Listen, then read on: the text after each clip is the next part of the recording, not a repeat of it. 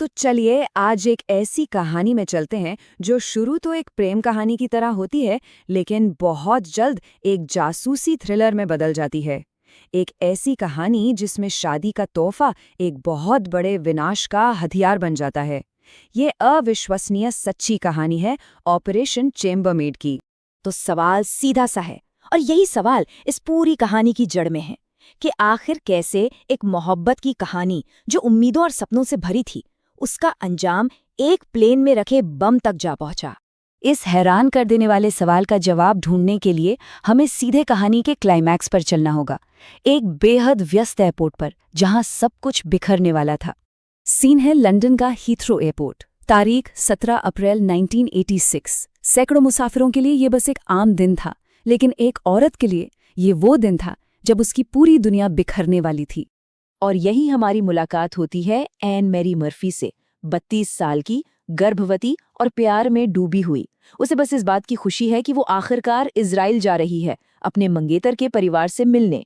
तो वो departure lounge में बैठी अपने आने वाले कल के सपने बुन रही थी, और तभी उसका मंगेतर उसके पास आता है। वो उसे एक बैग देता है और कहता है कि ये उसके परिवार के लिए शादी का तोहफा है। देखने में ये एक बहुत ही मामूली सा लम्हा लगता है ना?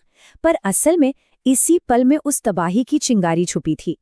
लेकिन उस तोहफे के अंदर कुछ और ही था। बैग के अंदर छिपा था पूरे 1.5 किलो का सेम्पेक्स प्लास्टिक एक्सप्लोजिव। सोचिए, इतना पावरफुल कि 39,000 फीट की ऊंचाई पर एक पूरे के पूरे प्लेन के परखच्चे उड़ा दे। सवाल ये है कि ऐसा हुआ कैसे? कोई इतना भयानक काम कैसे कर सकता है? ये समझने के लिए हमें थोड़ा पीछे जाना होगा और एक धोखे की कहानी को परत दर परत खोलना होगा।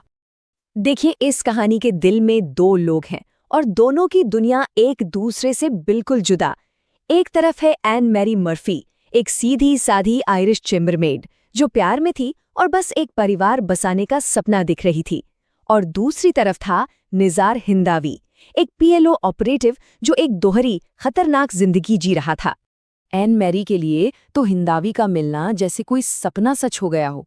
वो अक्सर खुद से पूछती थी, क्या ये सच हो सकता है? मतलब इतना हैंडसम, इतना अमीर आदमी, और वो मुझसे सच में प्यार करता है। उसका भरोसा अटूट था।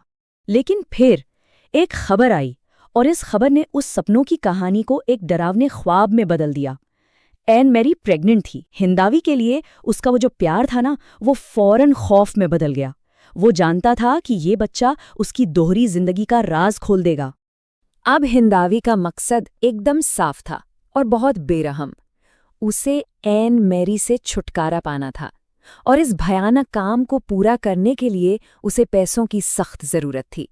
यही डेस्परेशन उसे एक खतरनाक रास्ते पर ले गई और सीधे जाकर उन लोगों के जाल में फंस गया जो पहले से ही उस पर नजर गड़ाए बैठे थे। और बस यहीं से ये एक पर्सनल धोखे की कहानी एक बहुत बड़े इंटरनेशनल इंटेलिजेंस ऑपरेशन का हिस्सा बन जाती है। इसका नाम था ऑपरेशन चेम्बरमेड। अब देखिए, ये सब कुछ रातों रात नहीं हुआ।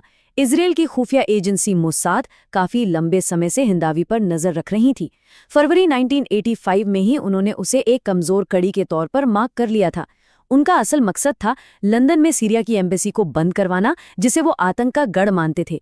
और जैसे ही एन मैरी की प्रेगनेंसी की वजह से हिंदावी पैसों के लिए बेताब हुआ, मोसाद को अपना खेल शुरू करने का सुनहरा मौका मिल गया। अपने इस प्लान को कामयाब बनाने के लिए मोसाद ने अपना सबसे अहम मोहरा चला, एक डबल एजेंट। मतलब एक ऐसा जासूस जो दिखाता तो है कि वो एक टीम के लिए काम कर रहा है, पर असल में वो दुश्मन के लिए काम करता है। और इस केस में हिंदावी ने जिस दोस्त से मदद के लिए हाथ बढ़ाया था, जिसका नाम अबू था, वो असल में मोसाद के लिए ही काम कर रहा था। तो अब मोसाद की शह पर हिंदावी ने अपने उस आखिरी धोखे का जाल बुनना शुरू कर दिया। एक ऐसा प्लान जो इतना बेरहम और मक्कारी से भरा था कि सोचना भी मुश्किल है। जरा देखिए कि ये प्लान कितना शातिराना था। पहला कदम, शादी का प्रस्ताव, ताकि एन मैरी का अटूट विश्वास हासिल किया जा सके। फिर एक झूठी पारिवारिक परंपरा गढ़ी गई कि उसे आशीर्वाद के लिए अकेले इजराइल जाना होगा।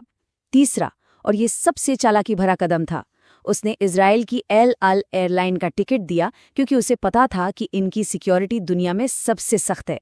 मतलब बम पकड़ा ही जाएगा। और आखिर में वो बम वाला तोहफा एन मैरी को बिल्कुल आखिरी मिनट में थमाया गया। अब ऊपर ऊपर से देखें तो हिंदावी का प्लान बहुत सीधा और खौफनाक था। बॉम्ब 39,000 फीट पर फट जाता। 355 यात्री, एन मैरी और उसका अपना अजन्मा बच्चा सब मारे जाते। पर ये तो वो कहानी थी जो उसने बेची थी। मोसाद का असली प्लान तो ये था कि बम पकड़ा जाए, जिससे एक इंटरनेशनल बखेड़ा खड़ा हो और सीरिया पर नकेल कसी जा सके। और हुआ भी बिल्कुल वैसा ही जैसा मोसाद ने प्लान किया था। बम पकड़ लिया गया। मतलब ये प्लान फेल नहीं हुआ, बल्कि ये पूरी तरह से कामयाब रहा।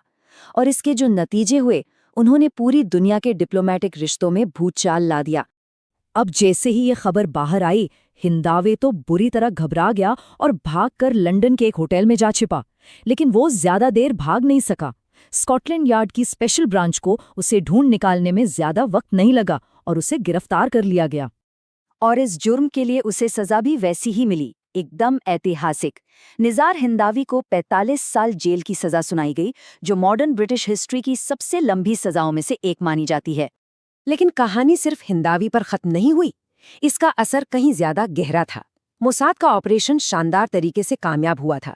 ब्रिटेन ने फौरन सीरिया के साथ सारे डिप्लोमेटिक रिश्ते तोड़ दिए। लंदन में सीरिया की एम्बेसी पर ताला लग गया। अमेरिका और कनाडा ने भी दमिश्क से अपने राजदूतों को वापस बुला लिया और पूरे यूरोप ने मिलकर सीरिया पर कड़े प्रतिबंध लगा दिए। और एन मैरी, उसका क्या हुआ? उस भयानक धोखे के बाद वो वापस आयरलैंड चली गईं।